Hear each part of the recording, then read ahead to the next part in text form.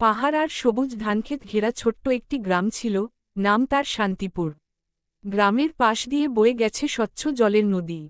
ভোর হলেই পাখির ডাক আর গরুর ঘণ্টার শব্দে চারপাশ মুখরিত হয়ে উঠত। কুয়াশা ভেদ করে সূর্যের লাল আভা যখন মাঠের উপর পড়ত, তখন মনে হতো যেন প্রকৃতি নিজের হাতে ছবিটি এঁকে দিয়েছে। এই গ্রামেই থাকত রিমি নামে একটি মেয়ে। রিমির বাবা ছিলেন একজন কৃষক। প্রতিদিন ভোরে তিনি মাঠে চলে যেতেন, আর রিমি মায়ের সঙ্গে বাড়ির কাজ করত। তাদের বাড়িটি ছিল মাটির, সামনে তুলসী গাছ আর পাশে একটি বড় আমগাছ।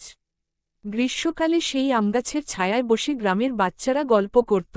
রিমির খুব ইচ্ছে ছিল পড়াশোনা করে বড় মানুষ হওয়ার। গ্রামের স্কুলটি ছিল খুব সাধারণ, টিনের চাল আর বাঁশের বেড়া দিয়ে তৈরি। কিন্তু সেখানে ছিল এক অসাধারণ শিক্ষক, নাম তার রহিম স্যার। তিনি সব সময় বলতেন, শিক্ষাই মানুষের জীবনের আসল সম্পদ। তার কথা শুনে রিমির মনে নতুন স্বপ্ন জাগত। একদিন গ্রামের ওপর বড় বিপদ এল। টানা কয়েকদিন বৃষ্টি হওয়ায় নদীর পানি বেড়ে গেল। মাঠঘাট পানিতে ডুবে গেল। কৃষকদের ধান নষ্ট হওয়ার আশঙ্কা দেখা দিল। রিমির বাবাও খুব চিন্তায় পড়লেন। তিনি বললেন, এবার যদি ফসল না হয়, তাহলে আমাদের খুব কষ্ট হবে। গ্রামের মানুষ কিন্তু একা ছিল না। সবাই একসঙ্গে কাজ শুরু করল। কেউ বাঁধ মেরামত করল, কেউ নৌকা নিয়ে মানুষজনকে নিরাপদ স্থানে পৌঁছে দিল। রহিম স্যার স্কুলঘর খুলে দিলেন, যাতে যাদের বাড়িতে পানি ঢুকেছে তারা সেখানে আশ্রয় নিতে পারে। রিমিও মায়ের সঙ্গে রান্না করে অন্যদের মধ্যে খাবার বিতরণ করল। কয়েকদিনের কষ্টের পর অবশেষে বৃষ্টি থামল। নদীর পানি ধীরে ধীরে কমতে লাগল। যদিও অনেক ক্ষতি হয়েছে, তবু গ্রামের মানুষের ঐক্য আর সাহস তাদের মনোবল ভেঙে দেয়নি। সবাই মিলে আবার নতুন করে মাঠে কাজ শুরু করল। শীতের সকালে একদিন রিমি স্কুলে গিয়ে শুনল, সে পরীক্ষায় প্রথম হয়েছে। রহিম স্যার তার মাথায় হাত রেখে বললেন, তুমি একদিন এই গ্রামের নাম উজ্জ্বল করবে। রিমির চোখে আনন্দের জল এসে গেল। সে মনে মনে প্রতিজ্ঞা করল, বড় হয়ে সে গ্রামের মানুষের জন্য কিছু করবে। বছর কেটে গেল। রিমি বড় হল, শহরে গিয়ে পড়াশোনা করল। কিন্তু সে কখনো তার গ্রামকে ভুলে যায়নি। পড়াশোনা শেষ করে সে আবার শান্তিপুরে ফিরে এল। এবার সে গ্রামের স্কুলে শিক্ষকতা শুরু করল। নতুন বই, নতুন পদ্ধতি নিয়ে সে শিশুদের পড়াতে লাগল। গ্রামের মানুষ গর্ব করে বলতো, ওই তো আমাদের রিমি। গ্রামের পরিবর্তন ধীরে ধীরে চোখে পড়তে লাগল। স্কুলে ছাত্রছাত্রীর সংখ্যা বাড়ল, কৃষকেরা নতুন পদ্ধতিতে চাষ শুরু করল। রিমি শহর থেকে বিশেষজ্ঞদের এনে কৃষকদের প্রশিক্ষণের ব্যবস্থা করল। গ্রামের রাস্তাঘাটও ধীরে ধীরে উন্নত হল। একদিন সন্ধ্যায় রিমি নদীর পাড়ে দাঁড়িয়ে সূর্যাস্ত দেখছিল। আকাশ লালচে হয়ে উঠেছে, বাতাসে শীতের হালকা ছোঁয়া। তার মনে পড়ল ছোটবেলার সেই দিনগুলো, যখন সে এই পাড়েই বন্ধুদের সঙ্গে খেলত। আজ সে বুঝতে পারল, গ্রামের মাটির টান কত গভীর। শান্তিপুর এখন শুধু একটি সাধারণ গ্রাম নয়, এটি একতার প্রতীক। কষ্ট এলেও তারা একসঙ্গে লড়াই করে, আনন্দ এলেও সবাই মিলে ভাগ করে নেয়। রিমি মনে মনে ভাবল, আমার গ্রামই আমার শক্তি। এভাবেই শান্তিপুরের গল্প ছড়িয়ে পড়ল চারদিকে। মানুষ জানতে পারল, ছোট একটি গ্রামও বড় স্বপ্ন দেখতে পারে। আর সেই স্বপ্ন পূরণ হয় ভালোবাসা, পরিশ্রম আর ঐক্যের মাধ্যমে। গ্রামের সকাল, দুপুর, সন্ধ্যা সবকিছুতেই আছে আলাদা এক সৌন্দর্য। এখানে কৃত্রিমতার কোনো স্থান নেই। মানুষ সহজ, মন পরিষ্কার। কেউ অসুস্থ হলে সবাই ছুটে আসে, কেউ খুশি হলে সবাই হাসে। এই আন্তরিকতা আর ভালোবাসাই গ্রামের আসল সম্পদ। রিমি জানে, শহরের ঝলমলে আলো যতই আকর্ষণীয় হোক, গ্রামের মাটির গন্ধ তার হৃদয়ে চিরকাল থাকবে। শান্তিপুরের ধুলো, নদীর জল আর মানুষের হাসি তার জীবনের সবচেয়ে বড় প্রাপ্তি। এভাবেই একটি ছোট্ট গ্রামের গল্প হয়ে উঠল আশা আর ভালোবাসার এক অনন্য। পাহাড়ের কোলে ছোট্ট একটি গ্রাম ছিল, নাম তার সোনাঝুরি। গ্রামটি ছিল সবুজে ঘেরা, চারদিকে তাল, খেজুর আর নারকেল গাছের সারি। ভোর হলেই কুয়াশার চাদর সরিয়ে সূর্য যখন উঁকি দিত, তখন সোনাঝুরি যেন সোনার রঙে রাঙিয়ে উঠত। পাখিদের কিচিরমিচির আর গরুর ঘণ্টার শব্দে সকাল শুরু হতো। এই গ্রামেই থাকত শিউলি নামে এক মেয়ে। তার নামের মতোই সে ছিল মিষ্টি আর শান্ত স্বভাবের। তার বাবা ছিলেন মাটির কাজের কারিগর। তিনি সুন্দর সুন্দর হাঁড়ি পাতিল বানাতেন। মা বাড়ির উঠোনে সবজি চাষ করতেন। শিউলি স্কুলে পড়ত এবং অবসরে মায়ের কাজে সাহায্য করত। গ্রামের স্কুলটি ছিল ছোট, কিন্তু সবার ভালোবাসায় ভরা। স্কুলের সামনে একটি বড় কদম গাছ ছিল। বর্ষাকালে সেই গাছে গোল গোল ফুল ফুটত। শিউলি আর তার বন্ধুরা টিফিনের সময় সেই গাছের নিচে বসে গল্প করত। এক বছর গ্রামে প্রচণ্ড খরা পড়ল। বৃষ্টি না হওয়ায় পুকুরের পানি শুকিয়ে গেল, মাঠের ফসল পুড়ে যেতে লাগল। কৃষকেরা দুশ্চিন্তায় পড়লেন। গ্রামের মানুষ বুঝতে পারল, এবার সবাইকে একসঙ্গে কিছু করতে হবে। গ্রামের প্রবীণ মানুষরা মিলে সিদ্ধান্ত নিলেন, সবাই মিলে একটি বড় কুয়া খনন করা হবে। শিউলির বাবা সহ গ্রামের পুরুষেরা দিনরাত খুঁড়তে লাগলেন। মহিলারা তাদের জন্য খাবার নিয়ে যেতেন। শিশুরাও পানি এনে সাহায্য করত। শিউলি প্রতিদিন স্কুল শেষে কুয়ার পাশে গিয়ে দাঁড়াত। সে ভাবত, এই কুয়া হলে আমাদের গ্রাম আবার হাসবে। তার চোখে ছিল অদম্য আশা। কয়েকদিনের কঠোর পরিশ্রমের পর অবশেষে মাটির নিচ থেকে পানি বের হল। সবাই আনন্দে চিৎকার করে উঠল। সেই দিনটি ছিল সোনাঝুরির জন্য উৎসবের দিন। কুয়ার পানিতে গ্রামের মানুষ বেঁচে উঠল। ধীরে ধীরে আবার চাষ শুরু হল। কিছুদিন পর বৃষ্টি এলো। আকাশে কালো মেঘ জমে এক বিকেলে ঝুম বৃষ্টি নামল। শিশুরা বৃষ্টিতে ভিজে নাচতে লাগল। শিউলি আকাশের দিকে তাকিয়ে মনে মনে বলল, আমাদের পরিশ্রম বৃথা যায়নি। শীতকালে গ্রামে পিঠাপুলির উৎসব হতো। বাড়ি বাড়ি থেকে ভাপা পিঠা, পাটিসাপটা আর নাড়ুর গন্ধ ভেসে আসত। সবাই একে অপরের বাড়িতে গিয়ে খাবার খেত। সোনাঝুরি গ্রামে কেউ একা ছিল না। সুখে দুঃখে সবাই ছিল একসঙ্গে। একদিন স্কুলে ঘোষণা হল, জেলা থেকে বড় কর্মকর্তারা আসবেন। তারা গ্রামের উন্নয়ন দেখতে চান। শিউলি ও তার বন্ধুরা মিলে স্কুল পরিষ্কার করল, ফুল দিয়ে সাজাল। কর্মকর্তারা এসে গ্রামের ঐক্য দেখে খুব প্রশংসা করলেন। তারা বললেন, তোমাদের মতো ঐক্য থাকলে কোনো কষ্টই বড় নয়। বছর ঘুরে শিউলি বড় হল। সে পড়াশোনা করে কৃষিবিদ হওয়ার স্বপ্ন দেখল। তার ইচ্ছে, সে এমন কিছু শিখবে যাতে খরা বা বন্যা এলেও গ্রামের মানুষ ক্ষতিগ্রস্ত না হয়। সে মন দিয়ে পড়তে লাগল। সময়ের সাথে শিউলি তার স্বপ্ন পূরণ করল। পড়াশোনা শেষে সে আবার সোনাঝুরিতে ফিরে এল। নতুন নতুন পদ্ধতিতে চাষ শেখাতে লাগল। বৃষ্টির পানি ধরে রাখার ব্যবস্থা করল। গ্রামের মানুষ এখন আগের চেয়ে অনেক সচেতন। এক সন্ধ্যায় শিউলি কুয়ার পাশে দাঁড়িয়েছিল। সেই কুয়া, যা একসময় তাদের বাঁচিয়েছিল। চারদিকে সবুজ ধানক্ষেত দুলছে, আকাশে লাল সূর্যাস্ত। তার মনে হল, এই গ্রামই তার আসল পরিচয়। সোনাঝুরি এখন অন্য গ্রামগুলোর জন্য উদাহরণ। এখানে সবাই জানে, ঐক্য আর পরিশ্রম থাকলে কোনো দুর্যোগই দীর্ঘস্থায়ী হয় না। শিউলি হাসল। তার ছোট্ট গ্রাম আজ বড় স্বপ্ন দেখছে। গ্রামের মাটির গন্ধ, মানুষের আন্তরিকতা আর প্রকৃতির স্নেহে ভরা এই গল্প আমাদের শেখায়, একসঙ্গে থাকলে সব বাধা পেরোনো যায়। সোনাঝুরির প্রতিটি সকাল তাই নতুন আশার বার্তা নিয়ে আসে। নদীর ধারে ছোট্ট একটি গ্রাম ছিল, নাম তার চন্দনপুর। গ্রামটি যেন প্রকৃতির কোলে আদর পেয়ে বড় হয়েছে। চারদিকে সবুজ ক্ষেত, মাঝখান দিয়ে বয়ে চলা সরু নদী, আর দূরে তালগাছের সারি। ভোর হলে সূর্যের আলো নদীর জলে পড়ে চিকচিক করত, যেন হাজারো হীরের টুকরো ছড়িয়ে আছে। চন্দনপুরে থাকত আরিফ নামে এক কিশোর। তার বাবা ছিলেন জেলে। প্রতিদিন ভোরে তিনি জাল নিয়ে নদীতে যেতেন। আরিফ মাঝে মাঝে বাবার সঙ্গে যেত। নদীর ঢেউ আর পাখির ডাক শুনতে তার খুব ভালো লাগত। কিন্তু তার আরেকটি স্বপ্ন ছিল, সে পড়াশোনা করে একদিন গ্রামের জন্য বড় কিছু করবে। গ্রামের স্কুলটি ছিল নদীর কাছেই। বর্ষাকালে নদীর পানি বেড়ে গেলে স্কুলে যেতে একটু কষ্ট হতো। তবু আরিফ কখনো পড়া বাদ দিত না।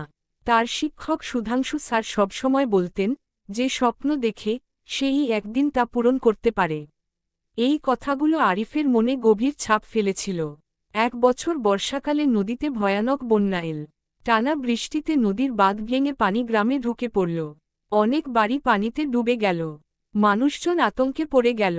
আরিফের বাবার নৌকাই তখন সবার ভরসা হয়ে উঠল। তিনি মানুষজনকে নিরাপদ জায়গায় পৌঁছে দিতে লাগলেন। আরিফও বসে থাকেনি। সে তার বন্ধুদের নিয়ে স্কুলঘরে আশ্রয় নেওয়া মানুষদের সাহায্য করল। কেউ খাবার বিলি করল, কেউ ছোট শিশুদের দেখাশোনা করল। গ্রামের মানুষ বুঝতে পারল, এই কিশোরদের মধ্যেই ভবিষ্যতের আশা লুকিয়ে আছে। কয়েকদিন পর পানি নামল, কিন্তু ফসলের অনেক ক্ষতি হল। কৃষকেরা হতাশ হয়ে পড়লেন। তখন আরিফ সুধাংশু স্যারের কাছে গিয়ে বলল, আমরা কি কিছু করতে পারি না? স্যার বললেন, অবশ্যই পারি, যদি আমরা সবাই মিলে নতুন করে শুরু করি। গ্রামের মানুষ একত্র হল, কেউ ভাঙা বাড়ি মেরামত করল, কেউ মাঠ পরিষ্কার করল। আরিফ শহর থেকে কিছু সাহায্য আনার জন্য আবেদনপত্র লিখতে সাহায্য করল। তার লেখাপড়ার জ্ঞান কাজে লাগল। কিছুদিনের মধ্যে সরকার থেকে সহায়তা এল। গ্রামের মানুষ নতুন উদ্যমে কাজ শুরু করল। শরৎ এলো, কাশফুলে সাদা হয়ে উঠল নদীর পাড়। বাতাসে উৎসবের গন্ধ। বন্যার দুঃখ ধীরে ধীরে মুছে গেল। চন্দনপুর আবার হাসতে শিখল। বছর কেটে গেল। আরিফ পড়াশোনা শেষ করে প্রকৌশলী হল। কিন্তু সে শহরে চাকরি না করে নিজের গ্রামে ফিরে এল।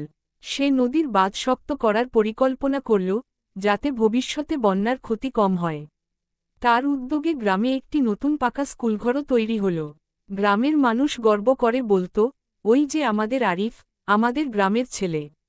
আরিফ জানত, তার সব সাফল্যের শিকড় এই মাটিতেই। একদিন সন্ধ্যায় সে নদীর পাড়ে দাঁড়িয়েছিল। সূর্য ডুবছে, আকাশে লাল আভা। নদীর স্রোত ধীরে বয়ে চলেছে। তার মনে হল, জীবনও যেন এই নদীর মতো, কখনো শান্ত, কখনো উত্তাল, কিন্তু চলা থামে না। চন্দনপুরের গল্প তাই শুধু একটি গ্রামের গল্প নয়, এটি সাহস, ঐক্য আর ভালোবাসার গল্প। এখানে মানুষ জানে, বিপদ এলে হাত ধরাধরি করে দাঁড়াতে হয়। আর স্বপ্ন থাকলে পথ নিজেই খুলে যায়। এই গ্রাম আজও ভোরে পাখির ডাক শুনে জেগে ওঠে, সন্ধ্যায় নদীর ঢেউয়ের সুরে ঘুমিয়ে পড়ে। আর প্রতিটি নতুন দিনে তারা মনে করে, আমাদের শক্তি আমাদের একতা, আমাদের মাটি, আমাদের মানুষ। সবুজ মাঠ আর বাঁশবাগানে ঘেরা একটি গ্রাম ছিল, নাম তার মাধবপুর। গ্রামটি ছোট হলেও তার সৌন্দর্য ছিল অপরিসীম। ভোরবেলা কুয়াশা ভেদ করে সূর্যের আলো যখন বাঁশপাতার ফাঁক দিয়ে মাটিতে পড়ত, তখন পুরো গ্রামটি যেন সোনালি রঙে ভরে উঠত। পাখিদের কিচিরমিচির আর গরুর হাম্বা ডাকেই শুরু হতো মাধবপুরের দিন। এই গ্রামেই থাকত সোহেল নামে এক কিশোর। তার বাবা ছিলেন একজন দিনমজুর, আর মা বাড়ির উঠোনে মুরগি আর হাঁস পালন করতেন। সোহেল পড়াশোনার পাশাপাশি বাবাকে কাজে সাহায্য করত। কিন্তু তার মনে ছিল বড় স্বপ্ন, সে একদিন নিজের গ্রামকে উন্নত করবে। গ্রামের মাঝখানে ছিল একটি পুরনো বটগাছ। সন্ধ্যা হলেই গ্রামের বয়স্করা সেখানে বসে গল্প করতেন। সোহেলও মাঝে মাঝে গিয়ে চুপচাপ তাদের কথা শুনত। তারা বলতেন, আগে আমাদের গ্রামে অনেক ফলন হতো, এখন আর তেমন হয় না। কথাগুলো শুনে সোহেলের মনে প্রশ্ন জাগত। এক বছর গ্রামে ফসল ভালো হলো না। বৃষ্টি সময়মতো হলো না, আবার যখন এলো তখন অতিরিক্ত হয়ে গেল। কৃষকেরা দুশ্চিন্তায় পড়লেন। সোহেল ভাবল, শুধু কষ্ট করে তো হবে না, নতুন কিছু শেখা দরকার। স্কুলে তার শিক্ষক মিনা ম্যাডাম একদিন কৃষি নিয়ে একটি বই এনে দিলেন। সেখানে আধুনিক চাষাবাদের কথা লেখা ছিল। সোহেল বইটি মন দিয়ে পড়ল। সে বাবাকে বলল, আমরা যদি নতুন পদ্ধতিতে চাষ করি, তাহলে ফলন বাড়তে পারে। প্রথমে তার বাবা একটু দ্বিধায় পড়লেন, কিন্তু ছেলের আগ্রহ দেখে রাজি হলেন। সোহেল স্কুলের লাইব্রেরি থেকে আরও বই পড়ে জানল কিভাবে জমিতে সঠিক সময়ে সার দিতে হয়, কিভাবে পানি সংরক্ষণ করতে হয়। তারা ছোট একটি জমিতে নতুন পদ্ধতিতে চাষ শুরু করল। গ্রামের মানুষ প্রথমে একটু হাসাহাসি করেছিল, কিন্তু কয়েক মাস পর দেখা গেল, সোহেলদের জমিতে ধান অনেক ভালো হয়েছে। ধানের শীষে সোনালি রং ঝলমল করছে। তখন সবাই অবাক হয়ে গেল। ধীরে ধীরে অন্য কৃষকেরাও সোহেলের কাছে জানতে চাইল, তুমি কিভাবে করলে? সোহেল সবার সঙ্গে তার শেখা জ্ঞান ভাগ করে নিল। সে বলল, আমরা যদি একসঙ্গে শিখি, তাহলে সবাই উপকার পাব। পরের বছর মাধবপুরে ফসলের ফলন অনেক বেড়ে গেল। কৃষকের মুখে হাসি ফুটল। গ্রামে ছোট একটি বাজারও গড়ে উঠল। মানুষ নিজেদের উৎপাদিত সবজি আর ধান বিক্রি করতে লাগল। শীতকালে গ্রামে সাংস্কৃতিক অনুষ্ঠান হল। শিশুরা গান গাইল, নাটক করল। সোহেলকে বিশেষ সম্মান দেওয়া হল। গ্রামের প্রধান বললেন, ছোট হলেও বড় কাজ করেছে সোহেল। আমাদের গ্রামের গর্ব সে। সোহেল লজ্জা পেয়ে মাথা নিচু করল। সে জানত, এই সাফল্য শুধু তার নয়, পুরো গ্রামের। যদি সবাই একসঙ্গে না থাকত, তাহলে কিছুই সম্ভব হতো না। বছর ঘুরে মাধবপুর আরও উন্নত হল। নতুন কুয়া খোঁড়া হল, রাস্তা মেরামত হল, স্কুলেও নতুন কক্ষ তৈরি হল। সোহেল পড়াশোনা চালিয়ে যেতে লাগল, কারণ সে জানত শিক্ষা ছাড়া উন্নতি সম্ভব নয়। এক সন্ধ্যায় সে বাঁশবাগানের পাশে দাঁড়িয়ে সূর্যাস্ত দেখছিল। হালকা বাতাসে বাঁশপাতা দুলছে, দূরে ধানক্ষেতের ওপর লাল আভা পড়েছে। তার মনে হল, এই মাটি তার শক্তি। মাধবপুরের গল্প আমাদের শেখায়, স্বপ্ন ছোট হলেও মন বড় হলে সবকিছু বদলে যায়। এক কিশোরের ইচ্ছা আর পরিশ্রম পুরো গ্রামের ভাগ্য বদলে দিতে পারে। গ্রামের মাটির গন্ধ, মানুষের ভালোবাসা আর ঐক্যের শক্তিই আসল সম্পদ। আর সেই সম্পদ নিয়েই মাধবপুর এগিয়ে চলেছে নতুন দিনের পথে। নদী, খাল আর বিস্তীর্ণ ধানক্ষেতে ঘেরা একটি শান্ত গ্রাম ছিল, নাম তার পদ্মাবিল। শরৎ এলে গ্রামের চারদিকে কাশফুল সাদা হয়ে ফুটে উঠত। দূর থেকে দেখলে মনে হতো সাদা মেঘ নেমে এসেছে মাটির বুকে। সকালে শিশিরভেজা ঘাসের ওপর দিয়ে হাঁটলে পায়ে ঠান্ডা স্পর্শ লাগত, আর বাতাসে ভেসে আসত মাটির গন্ধ। এই গ্রামেই থাকত লাবণী নামে এক কিশোরী। তার বাবা ছিলেন নৌকার মাঝি, আর মা বাড়িতে সেলাইয়ের কাজ করতেন। লাবণী খুব মেধাবী ছিল, কিন্তু তার পরিবার খুব সচ্ছল ছিল না। তবুও সে স্বপ্ন দেখত, একদিন সে পড়াশোনা করে গ্রামের মেয়েদের জন্য কিছু করবে। পদ্মাবিলের স্কুলটি ছিল ছোট, কিন্তু শিক্ষকরা ছিলেন আন্তরিক। লাবণীর প্রিয় শিক্ষক ছিলেন দুলাল স্যার। তিনি বলতেন, মেয়েরা যদি পড়াশোনা করে, তাহলে পুরো সমাজ এগিয়ে যায়। এই কথাগুলো লাবণীর মনে শক্তি যোগাত। এক বছর গ্রামে বড় সমস্যা দেখা দিল। অনেকেই মনে করত, মেয়েদের বেশি পড়াশোনা দরকার নেই। কয়েকজন অভিভাবক তাদের মেয়েদের স্কুলে পাঠানো বন্ধ করে দিলেন। লাবণীর মন খুব খারাপ হয়ে গেল। সে ভাবল, এভাবে তো আমাদের গ্রাম কখনো এগোবে না। একদিন সে সাহস করে দুলাল স্যারের সঙ্গে কথা বলল। স্যার বললেন, আমাদের ধৈর্য ধরতে হবে। সবাইকে বোঝাতে হবে শিক্ষার গুরুত্ব। তখন লাবণী তার বন্ধুদের নিয়ে একটি ছোট সভার আয়োজন করল। তারা গান, কবিতা আর ছোট নাটকের মাধ্যমে বোঝাল, মেয়েরাও স্বপ্ন দেখতে পারে। গ্রামের অনেক মানুষ সেই অনুষ্ঠান দেখতে এলেন। লাবণী মঞ্চে দাঁড়িয়ে বলল, আমরা যদি পড়তে পারি, তাহলে পরিবারকে সাহায্য করতে পারব, গ্রামকে উন্নত করতে পারব। তার কণ্ঠে ছিল আত্মবিশ্বাস। ধীরে ধীরে মানুষের মন বদলাতে শুরু করল।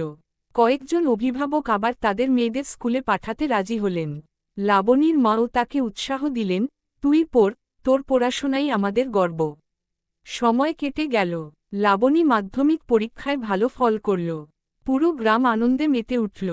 কাশফুলে ভরা মাঠের পাশে তার সম্মানে ছোট একটি সংবর্ধনা অনুষ্ঠান হল। সবাই বলল, লাবণী আমাদের গ্রামের আলো। পড়াশোনা শেষ করে লাবণী শিক্ষক হয়ে আবার পদ্মাবিলে ফিরে এল। সে শুধু বই পড়াত না, মেয়েদের স্বপ্ন দেখতে শেখাত। সে তাদের বলত, তোমাদের ইচ্ছাই তোমাদের শক্তি। কয়েক বছরের মধ্যে পদ্মাবিলে বড় পরিবর্তন এল। এখন মেয়েরা নিয়মিত স্কুলে যায়। কেউ ডাক্তার হতে চায়, কেউ শিক্ষক, কেউ আবার কৃষিবিদ। গ্রামের মানুষ বুঝতে শিখল, শিক্ষা ছেলে মেয়ে সবার জন্য সমান জরুরি। এক সন্ধ্যায় লাবণী কাশফুলের মাঠে দাঁড়িয়ে সূর্যাস্ত দেখছিল। আকাশে লাল আভা, বাতাসে হালকা শীতের ছোঁয়া। তার মনে পড়ল সেই দিনের কথা, যখন সে প্রথম সাহস করে কথা বলেছিল। আজ সে বুঝতে পারল, ছোট একটি পদক্ষেপও বড় পরিবর্তন আনতে পারে। পদ্মাবিল এখন শুধু একটি গ্রাম নয়, এটি সাহস আর পরিবর্তনের প্রতীক। এখানে মানুষ জানে, ঐক্য আর শিক্ষার শক্তি থাকলে কোনো বাধাই দীর্ঘস্থায়ী হয় না। এই গ্রামের প্রতিটি ভোর তাই নতুন আশার গল্প বলে। কাশফুলের মতোই সাদা স্বপ্নগুলো মাথা তুলে দাঁড়ায়, আর মানুষ এগিয়ে যায় ভালোবাসা আর বিশ্বাসকে সঙ্গে। সবুজে ঘেরা ছোট্ট একটি গ্রাম ছিল, নাম তার শালবন। গ্রামের চারদিকে শাল আর তালগাছের সারি। দুপুরবেলা তালগাছের লম্বা ছায়া মাটির ওপর পড়ে সুন্দর নকশা তৈরি করত।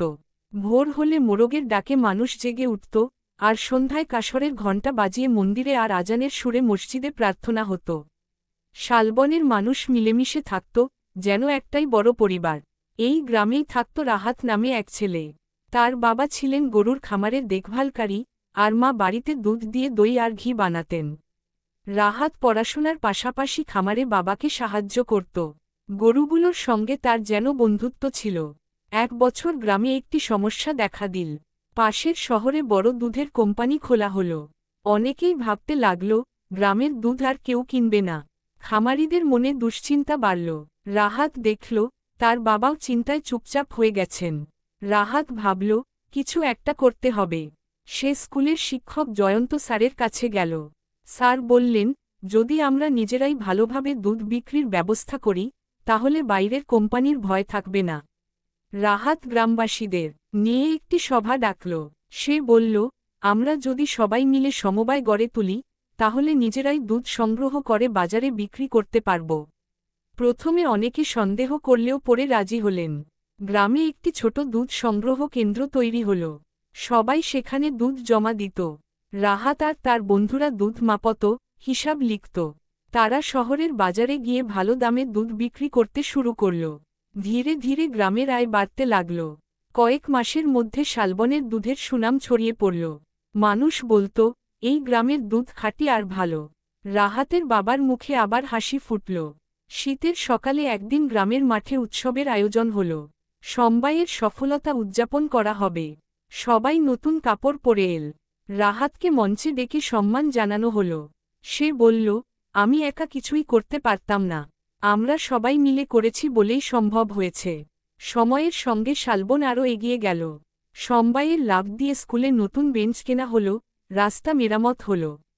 গ্রামের মানুষ বুঝল, একসঙ্গে থাকলে ছোট গ্রামও বড় শক্তি হয়ে উঠতে পারে। এক সন্ধ্যায় রাহাত তালগাছের নিচে বসে সূর্যাস্ত দেখছিল। আকাশে কমলা রং ছড়িয়ে আছে। দূরে গরুগুলো মাঠে ঘাস খাচ্ছে।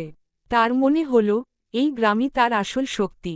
শালবনের গল্প তাই শুধু দুধ বিক্রির গল্প নয়, এটি ঐক্য আর আত্মবিশ্বাসের গল্প। এখানে মানুষ শিখেছে, সমস্যা এলে ভয় না পেয়ে সমাধানের পথ খুঁজতে হয়।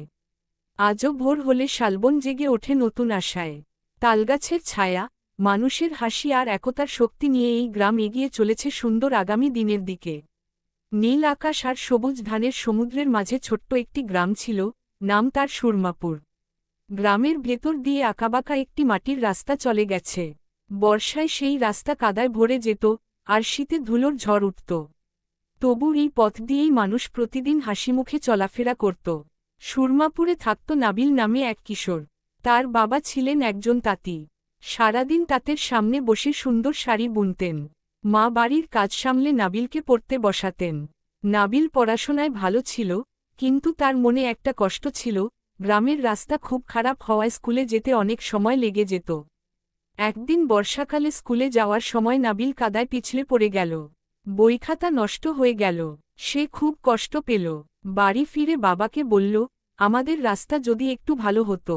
বাবা দীর্ঘশ্বাস ফেলে বললেন, ইচ্ছে তো সবারই আছে, কিন্তু করবে কে?